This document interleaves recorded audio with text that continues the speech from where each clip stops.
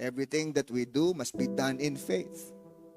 Because the Bible says, faith pleases God. Without faith, it is impossible to please Him. Amen. You go to school in faith. When you go to school in faith. That means you're going to school to give glory to Him. Everything that you're going to do in school must give glory to God.